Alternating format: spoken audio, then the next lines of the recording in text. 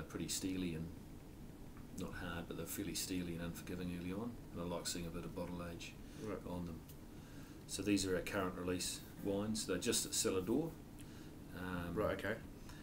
Cellar door only at this stage, and they're just a small batch, and they're more for us having a play and experimentation, and if they make it up the food chain into some, Because it's got a really, sales-wise, it's a really difficult basket, isn't it? Yeah, it is. Yeah. I mean, all the wine writers and critics and lovers all talk Riesling. Yep. But trying to convert the general public to actually buy and try is impossible. Tough. Yep. Yeah. Oh, look, I think I don't think that's going to change overnight, really. So you're gonna get that. But I think in certain places, you can pitch and you can put your wine in there, and a Riesling on the wine list, is pretty cool. So you're not necessarily going to be into that broader, grocery derived for us in particular. More sort of just some cheeky wine lists here and there that appreciate Riesling. Yeah. So, right. So I've noticed that this is 11.5%. Yep. So it carries the sweetness a bit more. It's funny, really. This is sort of, it's if we go into sweetness, which is always a dangerous topic. Yeah. It's like talking about alcohol.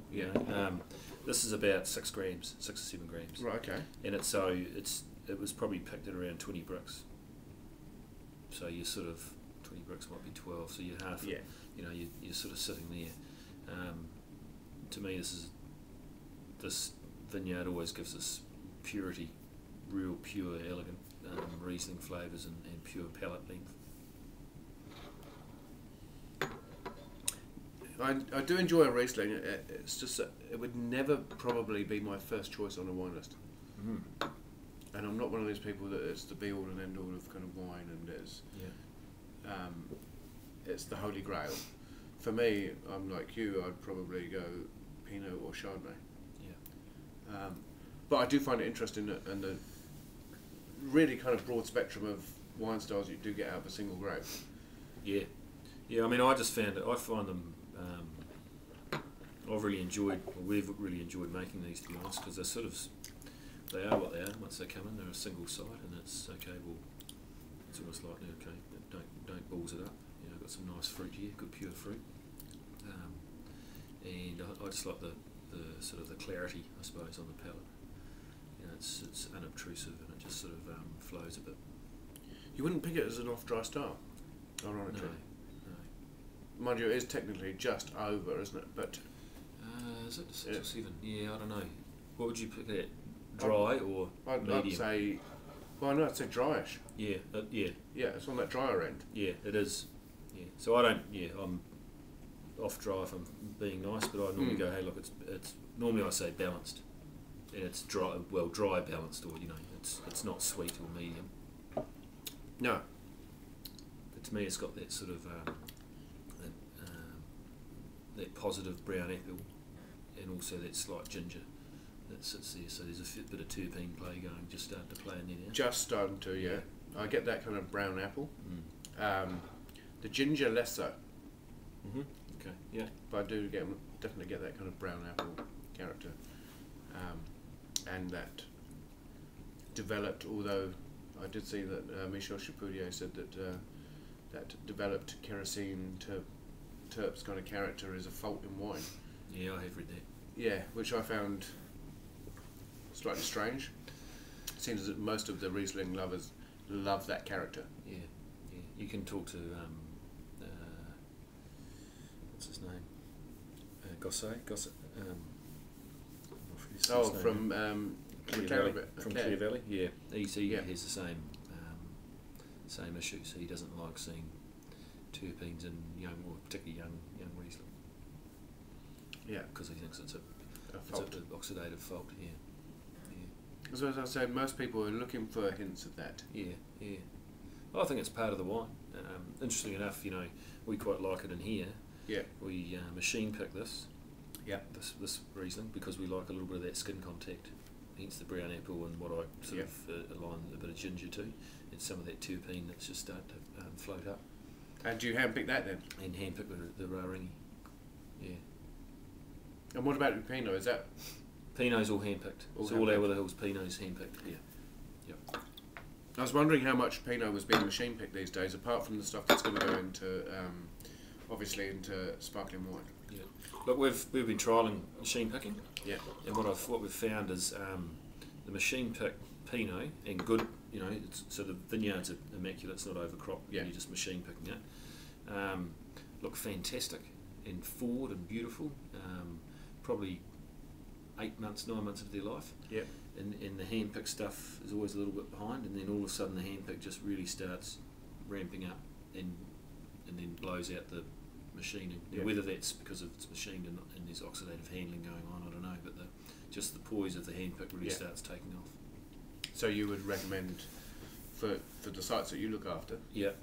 Continue hand-picking? Yeah. And for the wine that it goes into, yeah. you know, $35 or whatever, if you're looking at, obviously you're looking at costs by that stage. Yeah, big time. That's good to know.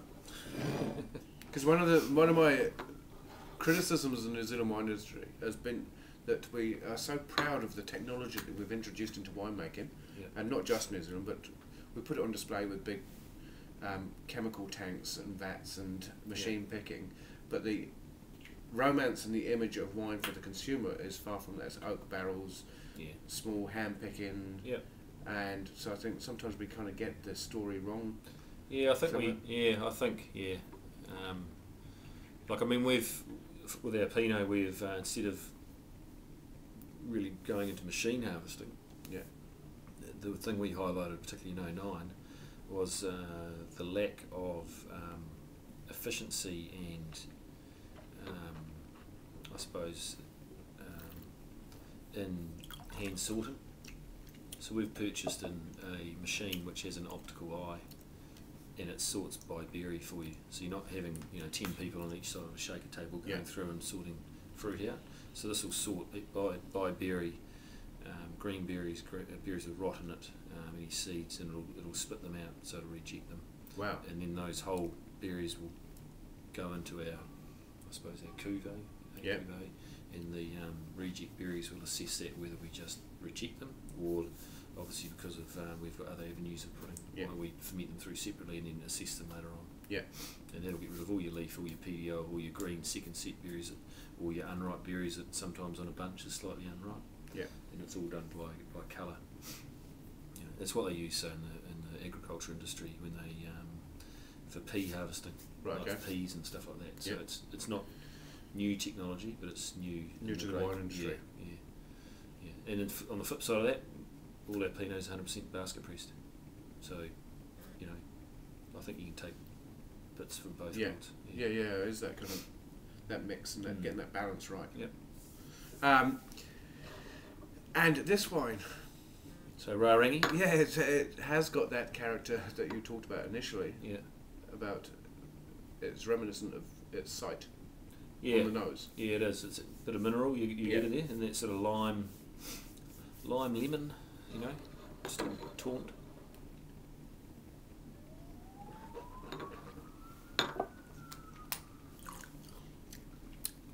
So you wouldn't hear that too often down in Glen, would you? What was it?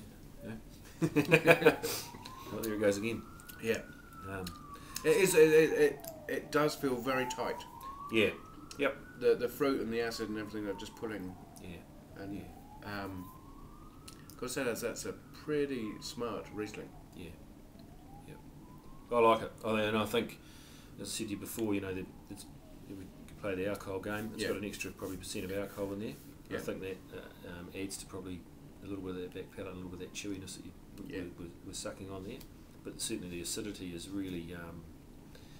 I just find out of that Rarangi side is really crunchy, so it's there, but it's not angular like you might get off more traditional sites in the Marlborough Valley.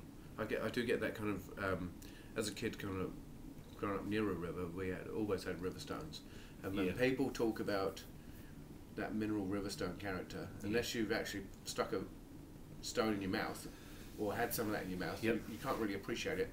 But that is exactly what I'm getting off the end of that. Yeah.